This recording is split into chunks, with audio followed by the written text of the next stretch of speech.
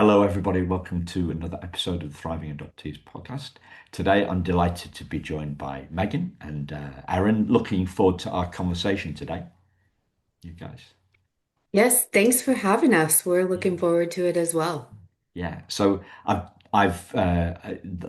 last hour I was in Minnesota, where they've got snow. I'm guessing you haven't got any snow in Texas, right? No, It's No, but pretty it's rare. freezing, it is. It is 34 degrees. right. We are close to it. You're close to it. Okay. So this isn't what us Brits associate Texas weather with, like. It was No. So 80 this weekend. yeah, wow.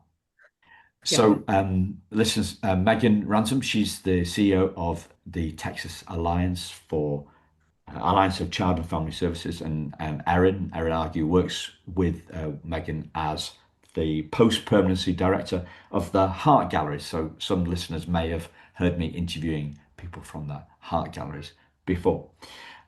So Megan is also a mum. You've adopted two kids from the foster care system, as we talked about last time Yes. when we spoke here. And Erin's personal experience in this, her family did do some kinship placements, but there was reunion. So that just kind of gives our listeners a picture of where you're coming from. So the big question that I like to start with is this idea of thriving. So perhaps we could start with you, Megan. What comes to mind when you hear this word thriving? What does that mean to you? Yeah, I've thought about this question. I knew it was going to be asked. So I think for me personally, that really flows into everything I do, everything personally and professionally as a mom, as a professional working in the child welfare field. I think for me, thriving is not only having my basic needs met, thinking of the Maslow Yeah, hierarchy of hierarchy of needs. needs. Yeah, We don't want anybody hangry or yeah, lose, lack of sleep, but I think also having hope too is a really big driver for me and looking to the future, looking to what could be, knowing that things that I'm doing or the life that I'm living is making a difference and supporting others. yeah. And those fit together, right? Because it's our personal vision, our vision for our families, where we want to be, our vision for where we want to be professionally, where our organization wants to be. If it's CEO, right, the whole thing is people talk about visionary leaders. To be a leader, you have to be able to paint a picture of what the future looks like. One of my main mentors says the past is a place of reference, not a place of residence, right? So we can look back to the past, but we don't really want to be staying stuck there. Hope is the power for a better tomorrow for our families and our organizations, right? Absolutely. Yeah. So what about you, Erin? What does thriving mean to you? You know, we, like you said, we had the fortunate opportunity to kind of learn ahead of time that this is one of the questions we were going to be talking about. And thinking back to my own experience in my youth and thinking to all the opportunities I've had to learn alongside youth as I work with them as they were aging from the foster care system. Um, it was really critical that with that hope that as a young person or a person that was looking to find, relational permanency through adoption, that we wanted to make sure that there were adults that took you seriously.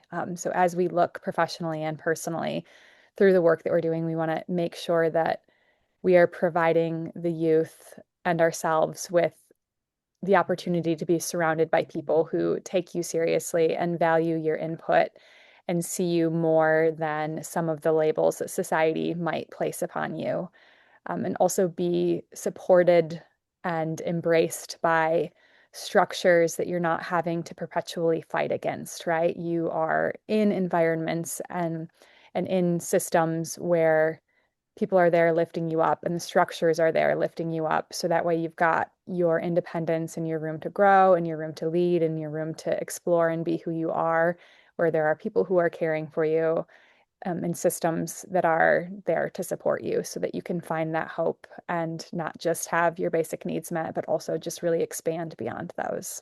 Yes.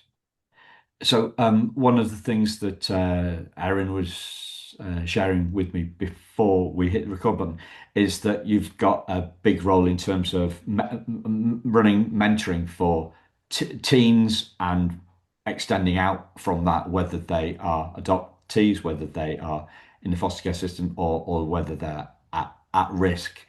So I'll based on perhaps based on that, what if we say thriving and then we add the word adoptees or thriving young people, what does that mean to you? What extra dimension does that bring to this, Erin? I think it means everything, right? Like we as personal humans and professionals have a responsibility to all of the children. We're here in Texas, so all of these children here in Texas involved with the foster care system are our responsibility at the Alliance. And Megan does such a great job of being a visionary, like you said earlier, and helping our organization really kind of lead that charge. But we just have to really integrate every aspect of what we needed to thrive and succeed in the systems and our approaches and the way that we engage and interact with these youth and with these systems to make sure that they are as best suited and best equipped to meet the nuanced needs and the evolving needs as they come for these youth. Yeah. I mean, use the word label, right? I think that's powerful, right? People talk about, care experienced, fostered, adopted, adoptee. Like I didn't use the word adoptee about myself until like Mhm. 5 years ago, just for shorthand. Just using it for shorthand. What have you learnt about that labeling thing, Erin, in the work that you've done in youth I, with youth? I mean, how long do you want this to be? Because I think that that is one of the things that is very, very nuanced and complicated. And in some regard, when you're working systematically, labels are an inevitability because it's a very easy way to categorize experiences, but it does so much harm in that same vein. Like you said, you didn't choose to use that, but you did because it was just an abbreviated way to explain your experience, right? So we have to have these labels to be able to very universally help us understand at some sort of basic level what's happening, but also then not utilize those labels to then oversimplify the individuality and the experience of each youth. And I think that we often use labels to create systems that are intended to be generalized, but we don't need generalized care and generalized approaches because each individual youth that we're serving has an individual set of needs. So it's really addressing the complexity and the line between the two of those and how do we generalize this enough to get a general basis of understanding, but also make sure it's flexible enough to meet the individualized needs because the labels don't do a great job of explaining the wonder and the uniqueness and the goodness of each individual that's involved within the system. It is complex Yeah. and at many levels. And uh, what popped into my head, and you might be this culture reference might be too old for you. Do both of you know who Popeye is? Yes. Yeah. Okay. So Spinach. he says, "I am what I am, and that's all that I am. I am what I am, and that's all that I am." So it's about no label Hmm. and ultimate uniqueness, I guess. I would agree. I think, you know, at the Alliance, we have our Alliance, our membership association. We also have the center, which is kind of our raising all ships work, our research, our training, our supports too.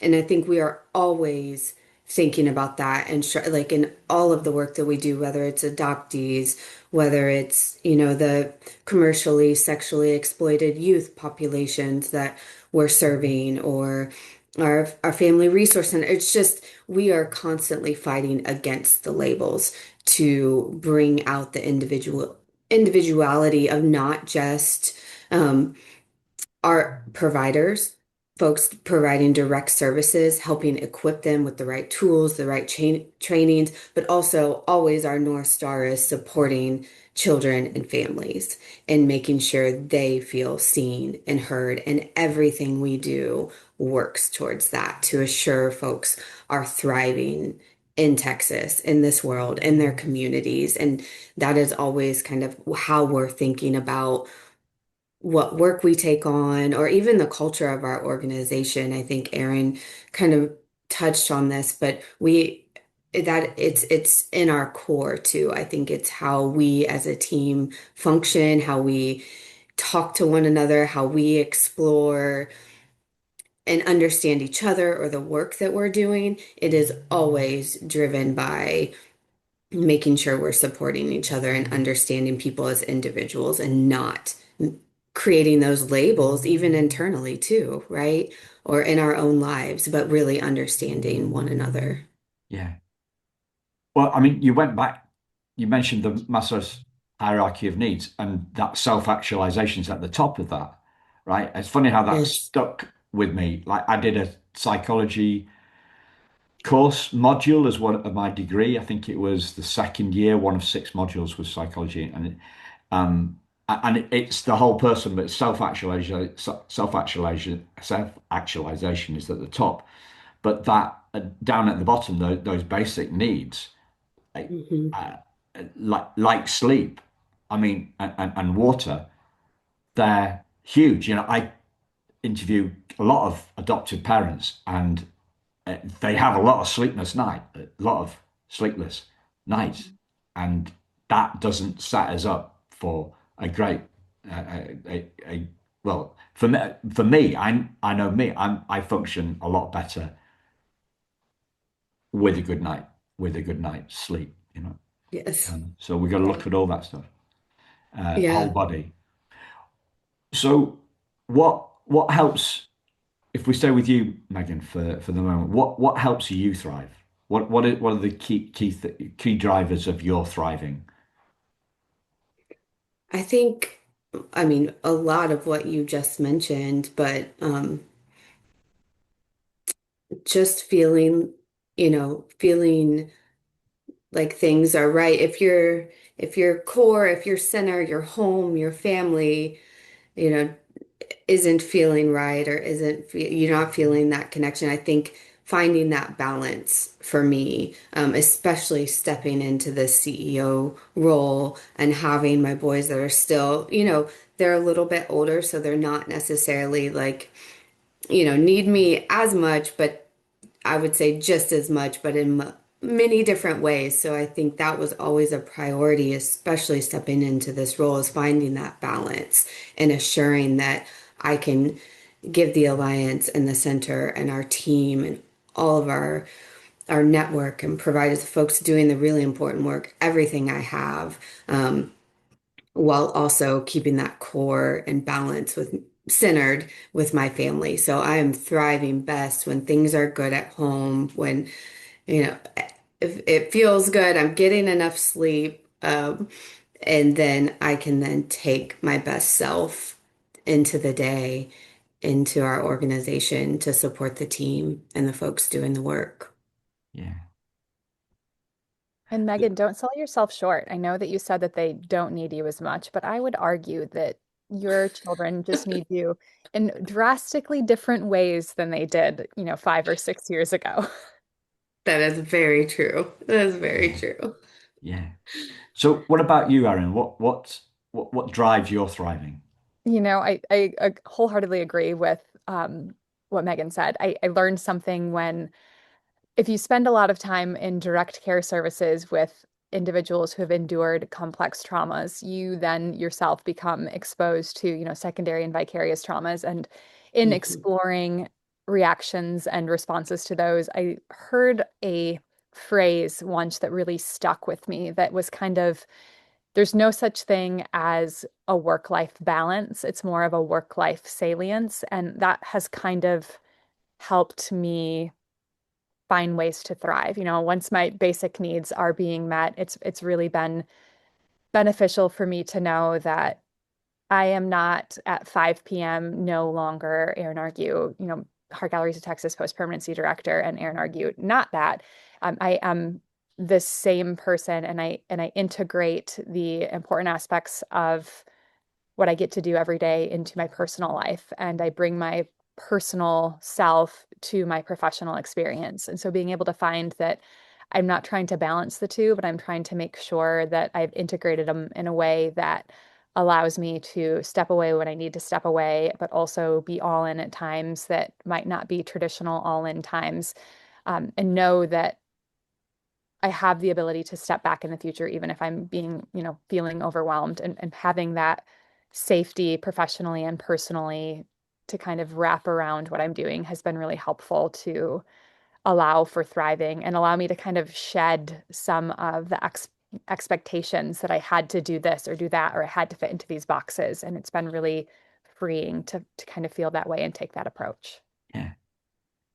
And You go on, Megan, so please. I was just going to add, and I've seen Erin and I, just a little backstory. We've worked together for over a decade at a prior organization too, and so we've truly grown up together in a sense professionally, but I've seen her evolve too, and the role she had, the direct care role, everything she just said can be so taxing, and she always handled it with grace and with care and concern. And so it's really great to hear her say that because I know that there have been a lot of sleepless nights she has had worrying about the kids she's caring for. Yeah. Even now that I'm not directly with them, I still worry about them. So, you mentioned this word secondary trauma. I sometimes hear this word post adoption depression, which scares the bejesus out of me, right? Have you heard Bessel van der Kolk talking about this stuff? Do you know who Bessel van der Kolk is, right? The Body body keeps keeps us keeps the score. guy, right? So he's recently become aware of his of his secondary trauma.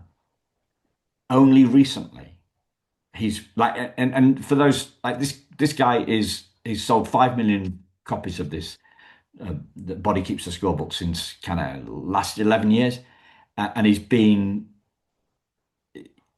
he'd done like 40 odd years of professional work in this area before he wrote that book, right? So he knows his onions.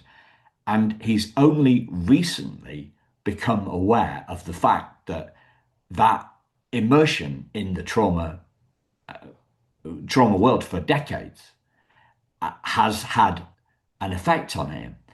And I just think that is, on one hand, that's really scary.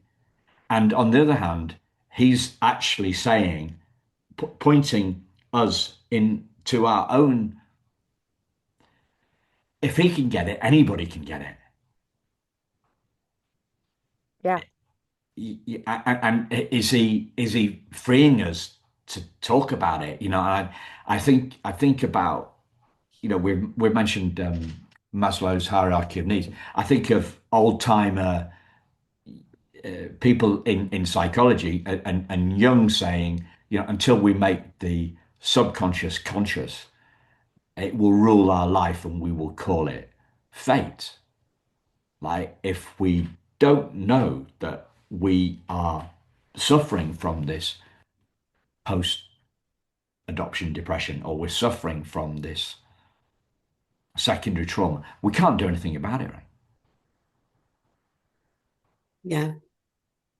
Yeah. It may. It makes me think, and I don't know if this is the direction you're heading or if this is, I know, I'm sure you've talked a lot about it on the podcast. I think I've heard an episode or two too, but we are in Texas, so we have definitely drank the TBRI Kool-Aid and, willfully. And we have a number of practitioners, TBRI practitioners on our team, including Erin and myself. She is even high, like she can do the trainings as well. I don't know of what next level that is called, but we have a great partnership with TCU and the folks doing that work, and a lot of our member, this is a model kind of being sought after or looked after.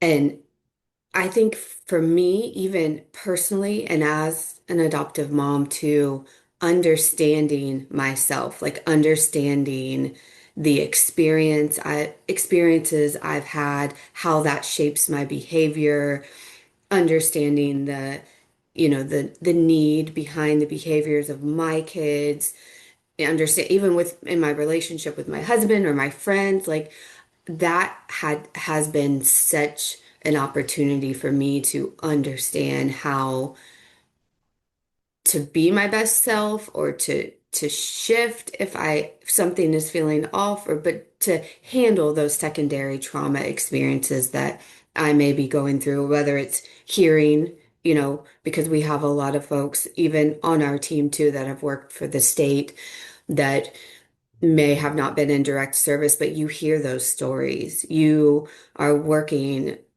child fatality cases, and you hear the details of the story, and that you carry that to your core. You carry that with you in everything you do. So I think understanding what to do with that is so powerful and has been so powerful for me, and something that we as an organization to understand and really try to promote and push out, whether it's, to youth, young adults, professionals, train the trainers, all the opportunities to really combat that. Yeah. The other thing that pops into my head is if for adoptive parents listening are thinking like being aware of what's going on for the people. So, we're trying to get the support that our kids need, and systems have a habit of pushing back against us. And the people in understanding that the people in those systems may be suffering from like secondary trauma like we are. So maybe it will help us cut them a little bit of slack somehow. Yeah, it brings out the humanness, right? Everybody's human at the end of the day. And we're kind of in it together. Yeah, I was talking to Michelle, the lady I was speaking to in Minnesota before this. I was this the word fight comes up. Fighting to get what we want, and it's just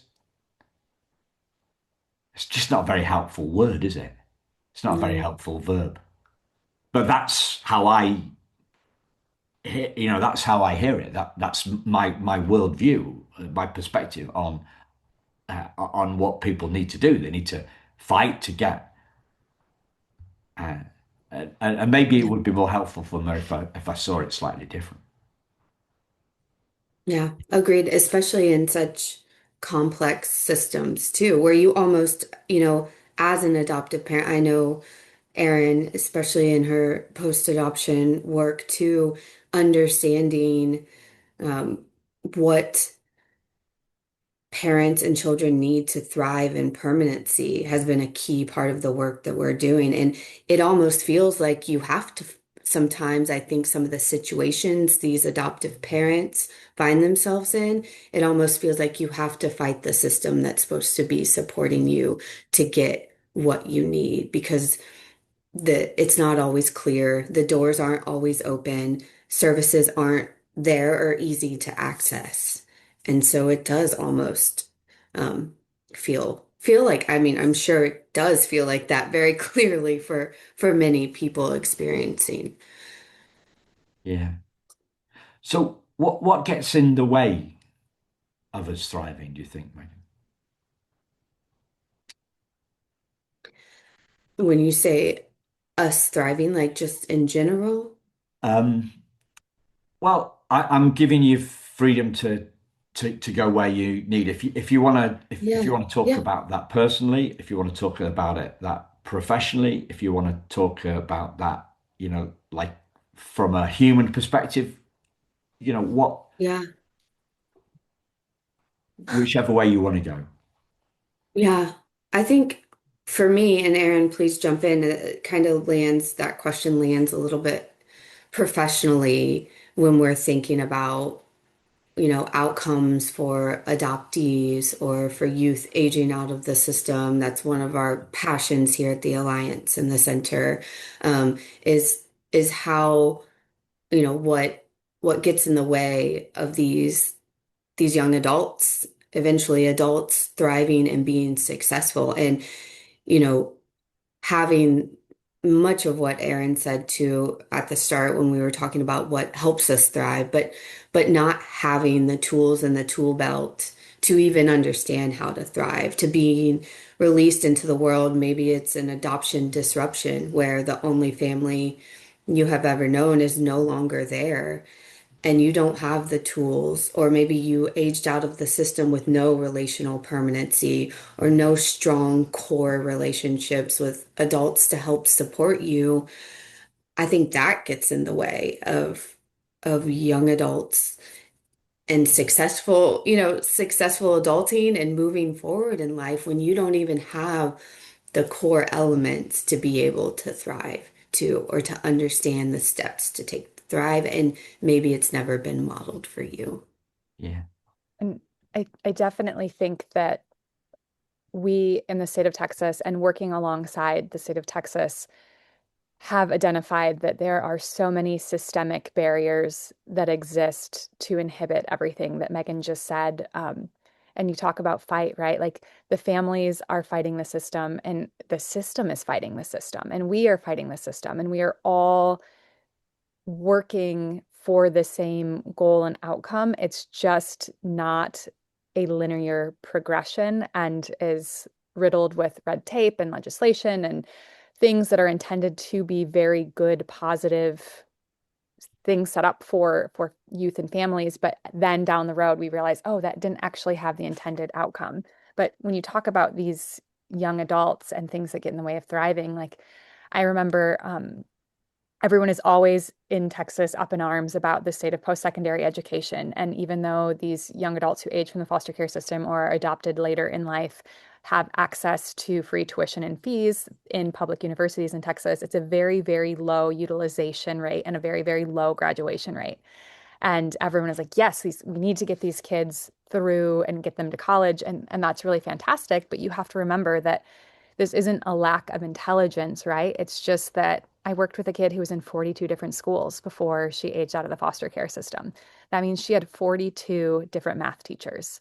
And even if you are in school every single day and you transfer 42 different times, it takes 3 days to make that happen. You are missing a tremendous amount of just consecutive education that then means you're missing a lot of the fundamentals. And then people label you, as we talked about at the beginning, and then you're labeled as uneducated or not very smart. And those are completely false labels, but they are then ingraining into your brain every step of your way through your march to adulthood. And then you turn 18. And like Megan said, if you don't have any sort of supportive adult or relational permanency or someone to fight in your corner, then you are just kind of trying to navigate life and get transportation and employment and housing and make sure that you have access to these very, very basic level of things, but don't have the support of the resources or the help to let you do that in a way that makes sense for you and gives you your autonomy and doesn't feel like someone is pitying you, because these kids don't need people to pity them. They need someone to help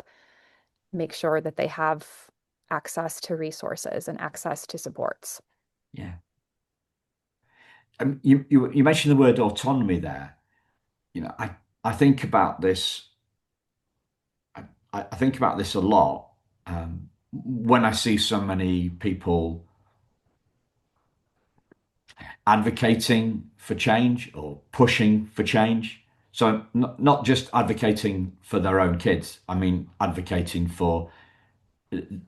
I think you probably see more of it in the US. Sorry, in the UK. That maybe it's just because of a couple of people that I know, but they are campaigning hard again for system change. And I figured, yeah, clearly we want systems. We want to be better. We want our families to be better. We want our systems to be better. Like the whole thing is about progress and hope, as you mentioned at the top of the conversation, Megan. And yet, if we're waiting for systems to change, we're going to be waiting a long time. And Hmm. how do we talked about you talked about work-life balance, Erin, and work-life saliency being a different way of looking at this. But what about advocacy versus autonomy and waiting for systems to change rather than pressing on? Do you want to, either you want to pick that up? I don't, is that a clear enough question? I'm not sure. I think so. I think that, as a true social worker, both can be true. You can Of be, course. yeah, Yeah. I think that they take away your social work degree if you don't say it at least once every time you have a conversation about something social work. So got that out of the way, so I can keep my master's degree for now. But I think that you are, we are letting even once children are in adoptive homes, that does not decrease their need for autonomy, and it does not undo or negate any experiences they have leading up to that. And we know that even though adoption is a wonderful and beautiful thing, it also brings up feelings of grief and loss for a family that did exist that no longer exists, right? So much like everything we've talked about, there is so much nuance that exists in this space, and we are helping those youth find their autonomy and let them kind of be the drivers in what they're needing, and also listening to them and learning from them and taking their lived expertise and use that to push these systemic barriers. And I think we're living that in Texas right now. We work really closely with DFPS. We work really closely with our contracted post-adopt providers, and they are operating within systems that they didn't have the ability to change, and they have a lot of red tape. And so we said, yes, we are going to fight for this, and we have your back, and we're going to do whatever we can to support this. And also simultaneously, we got funding through the legislature in the 88th session that allowed us to provide unred tape support. So we Hmm. are working with them to make these changes that are super critical and necessary, while also simultaneously going about it in a way that completely skips the red tape of the system that currently exists, and also then working directly with youth with lived experience and families who have assumed permanency of a child, and providers who are providing services, and gotten their input on what they would like to see. So we're constantly always up in the balcony looking at the big picture, while simultaneously we are down in the weeds taking every grain or blade of grass and grain of soil and looking at that and seeing what we can do to make sure that we're doing it all. It's not always being done beautifully, and we are building a plane while we fly it. And sometimes that plane is on fire, and people are asking when the drink cart is coming through, and that part is not built yet. But we're trying to meet the needs while pushing against the system, while listening to the youth and young adults, while understanding that they're still figuring it out too. Yeah. Yeah.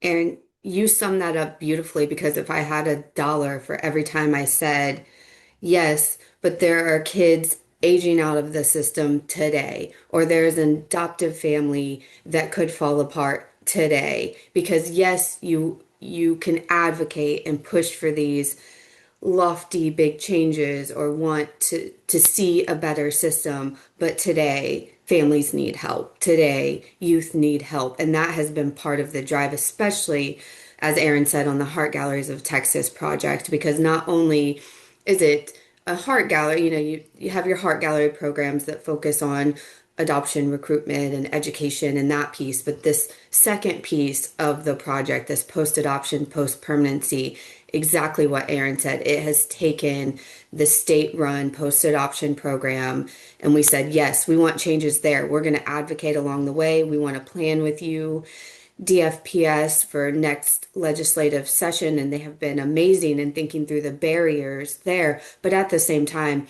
we have this money, we have this funding to infuse into families right now. Like, what is missing? Oh, there's not a specialty therapist in Region 2 in a rural county. What agency can help find the right therapist, and we can fund that and get that child or family what they need. So, like, Erin has done a fantastic job too through our research and exploring all throughout the state what adoptive families need or post-permanency families even. So that includes kinship families that are, anyway, permanency is formed through children, of really identifying those nitty-gritty details of what is needed to not just advocate in, down the road or for the change, but to make change today and support families and help them thrive. So is what you're talking about that short term and long term at the same time, like dual processing? Is that the word? I Yes. don't know. Yes. Yeah. And what would that look like from an adoptive parent perspective? Because you're talking about it from an organizational perspective. Is there a kind of like a pattern? Well, I could start, and Erin, you tell me if I'm getting this right, but from an adoptive parent perspective, as an adoptive parent, you have the option to sign up to receive post-adoption services in Texas. And the post-adoption services um, have just to no fault of their own or the contracted providers, as Erin said, we work so closely with them, but they it has not been funded correctly over the years. The need has outpaced the funding. So as an adoptive family comes in every year, the resources and support has become more and more limited because there are more families joining and it's Yeah, just been outpaced. So as an adoptive parent, maybe you heard your caseworker say sign up for post-adoption supports that are important, or maybe you didn't and you missed that. You said, I want to be done with involvement, oversight with the state. I yeah, want this adoption to be final. Here we go. And what we know too, through research and understanding is that sometimes you know, problems don't even arise for an adoptive family or behavioral issues or as Erin was speaking out, grief and loss may not even start to bubble up until a kiddo's in adolescence and that family hasn't been connected to any services or doesn't necessarily understand where to go to get help.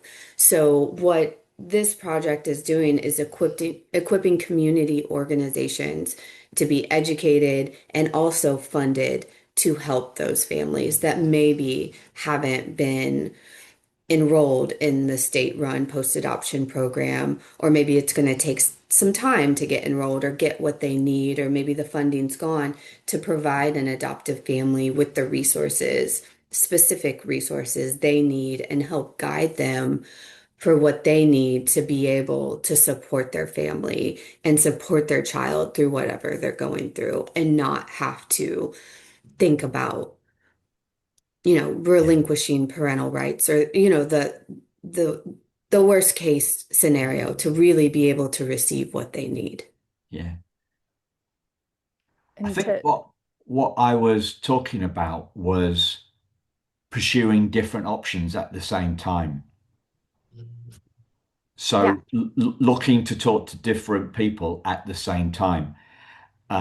What so here in the UK a couple of years ago, one of the trustees of a very large adoption organisation um, wrote a piece in a big newspaper, um, advoc talking about her own the failure of her own of an adoption. Like she's an adoptive mum, and the so it told this story, and then it got to the point where she needed some therapeutic support, and it wasn't available in her area, and and then the next step was, well, the adoption was dissolved, right? And I was as I read that, I was expecting her to say, "So I went outside my area." Do you know what I mean? So I came up with a creative approach. It was like she only went down one route. It seemed to me that she only went down one route, and so instead of exploring different avenues to solve the issue at the same time, she just she was kind of blinkered, and she thought, this is the route that I'm going to go down. And when she hit that brick wall, that was it. Um, so yeah, I think that's what I'm getting at, is pursuing multiple solutions at the same time, consecutively rather than one after another. You see what I mean? Like, Right. That makes sense. And I will say to Megan's point, the TLDR version of it is that yes, this opens up the opportunity to seek multiple avenues for support simultaneously and turns some no's into yeses. But to the point of this parent that you're speaking of, I think that one of the complexities that exists in this space is that often it seems as if a family has taken one route and then they hit a dead end and they quit. But what we are actually learning and what our contracted post-it-out providers know and what the families are telling us is that they are trying and they are hitting brick wall after brick wall. all The right, way okay, that our system is currently set up is that families, as Megan mentioned, we haven't structured the funding in a way that meets the needs of the families. And so families have been on the minor level for years trying to get minor levels of things. And no, we can't do that. No, we're out of funding. No, it doesn't fit this way. You have to try X, Y, and Z first. There's a 90-day wait list for this. And so when families then come and present, it's not that it was a singular no. It was a singular no compounded on years of minor level services being inaccessible and a final crisis or not crisis that becomes the breaking point. And externally, it can look like there wasn't effort made, but what we have found is that these families don't want to relinquish rights. They don't want to do this, but they feel that the way that the system is currently designed is that the only option to get the help and support that they need is through relinquishment. And so this additional stream of services available help alleviate to some degree and some extent the accessibility issues that have plagued the system for years and years and years. yeah. Clearly, systems are very different UK versus Texas. I would say overall, US is a long way ahead of UK in terms of post-adoption support. Interesting. Um, the other thing, just changing the subject, going back round again, pulling a couple of things that occurred to me as you were talking. I was thinking about trauma being one of the big obstacles to in the way of getting in the way of our thriving. And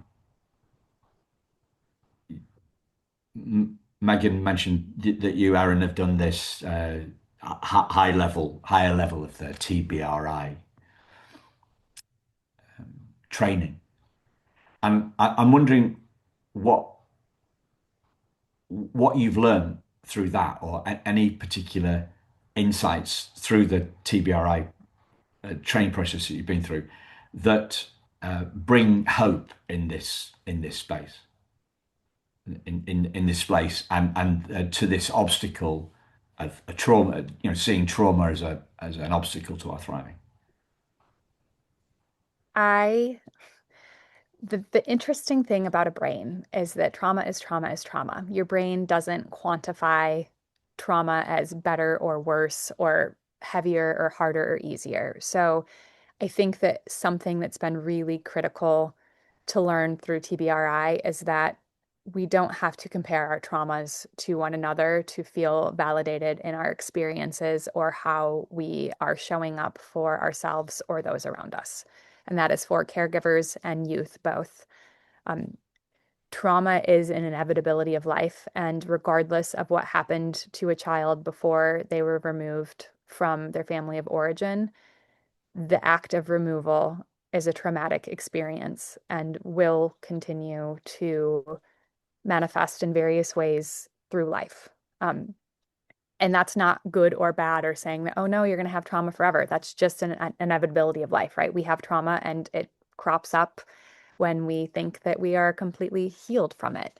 And so I think that being able to give everyone grace, including yourself as a caregiver, an adoptive parent, yourself as a youth, yourself as a professional, to understand that these are not inherently good or bad things. These are just things that we will be experiencing and we need to navigate together. And when we are navigating them, we want to have as much practice as we can showing up as our best selves. So when we go into lizard brain mode and our prefrontal cortex is offline and we are, flight, flight, or freeze, and we're have trauma responses, that we have done enough work and had enough practice and earned ourselves enough safety that we can respond in ways that can be most supportive if we are in those caregiver roles. Yeah. Uh, I think that TBRI offers a lot of hope.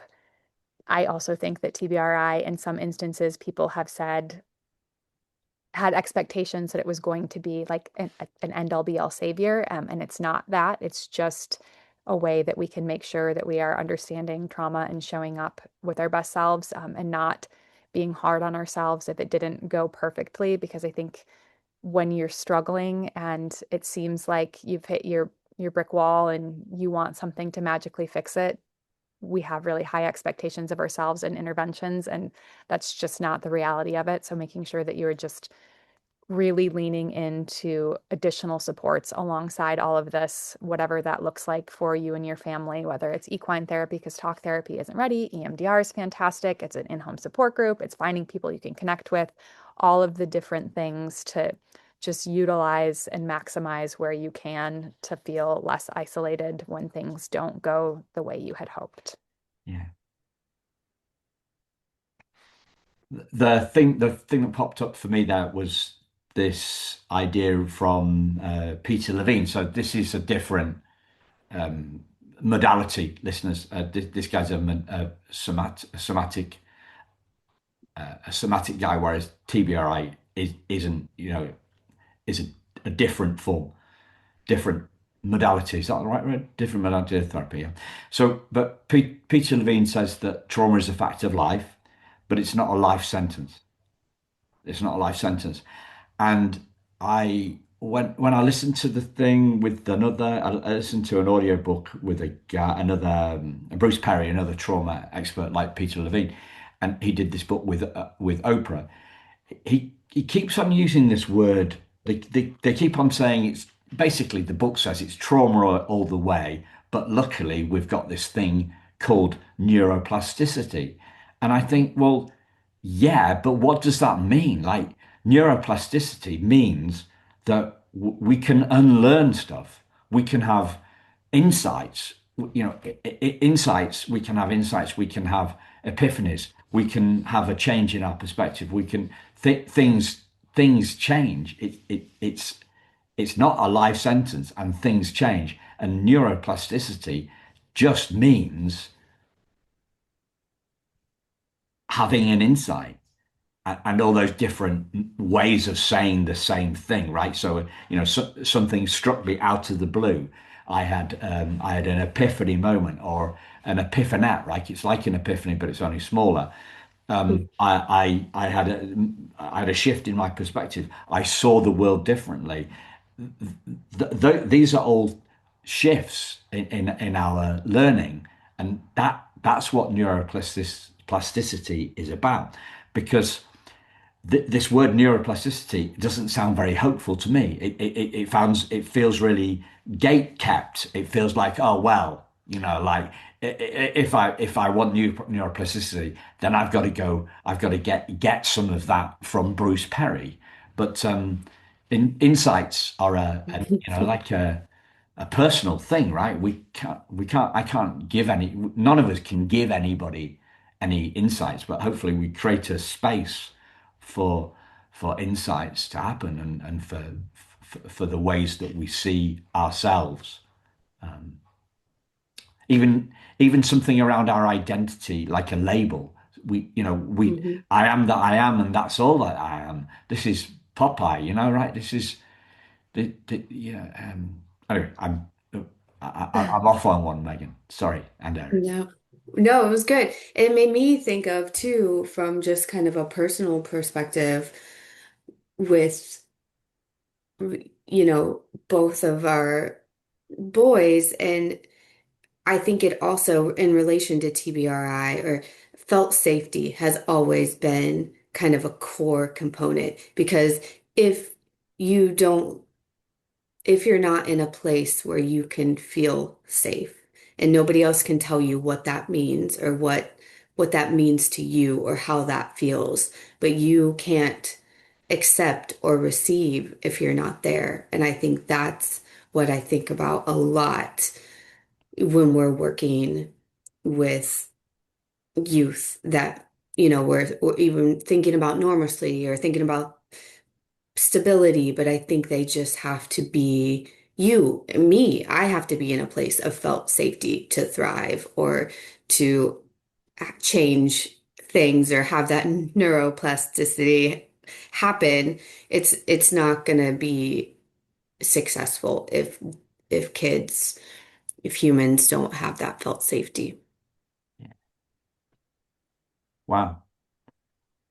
So we're coming up on time here. Is there anything that you'd like to share that I've not asked you about?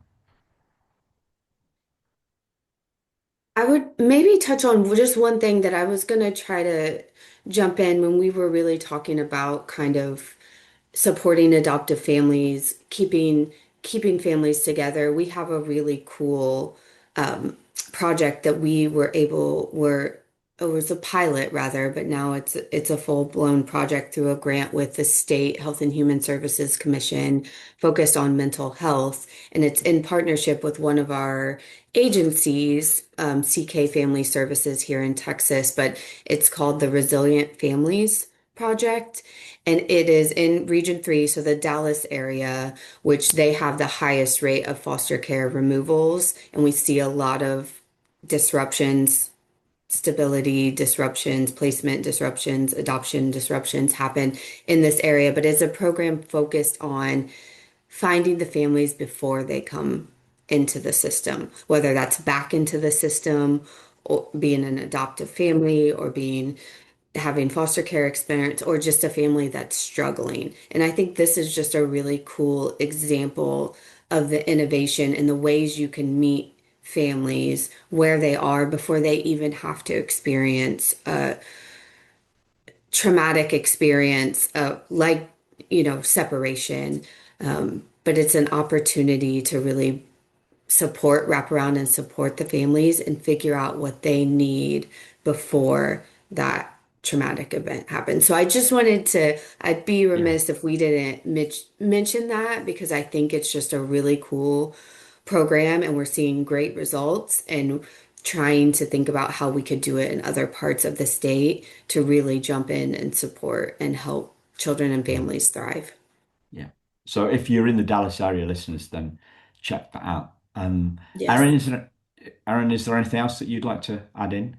I just first, thank you. I'm gonna take Epiphanet with me because I have many small epiphanies and rarely large epiphanies. So I love Epiphanet as a Okay. smaller version of that. But I just wanted to reiterate that we are we are trying to be proactive systemically while also understanding that we are meeting the needs of the children that are right here in Texas. Last year, just under 900 kids aged out of the foster care system, and that's 900 too many. We're so grateful for Heart Galleries of Texas to be able to do the work to try and find connections and communities. We partner with the Dave Thomas Foundation to make sure that we're doing family finding through Wendy's Wonderful Kids. And we work regionally with all of the communities to be able to do the work that they can that makes the most sense for them. And we're super grateful for that.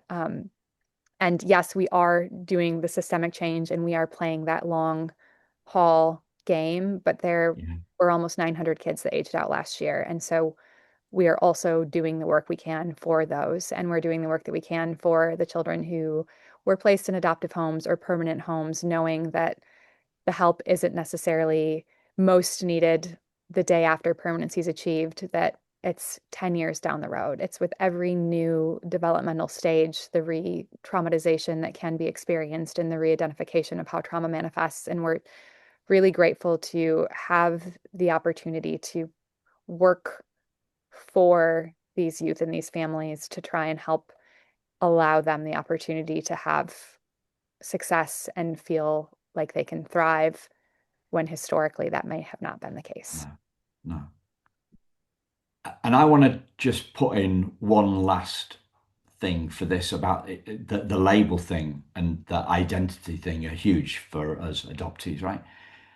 So I I mentioned this mentioning quite a lot at the moment, listeners, because I saw this post on LinkedIn and it said it was from an adoptee who is also an adopter, has adopted. And the title for the post was I am trauma. No, we are not trauma. That you know that isn't us. Mhm. Yeah. That isn't us. Uh, it feels like it can feel like it's engulfed us, and I think that's maybe why we feel it is us, but it isn't. We're bigger than our trauma. We're not our trauma, um, and that for me is where the hope's at. Seeing that, Yes, absolutely. I'm glad hope exists. yeah, else we wouldn't be doing what we're doing, right? Yeah. Very true. Thank you, and thank you, listeners. We will speak to you again very soon. Take care. Bye bye.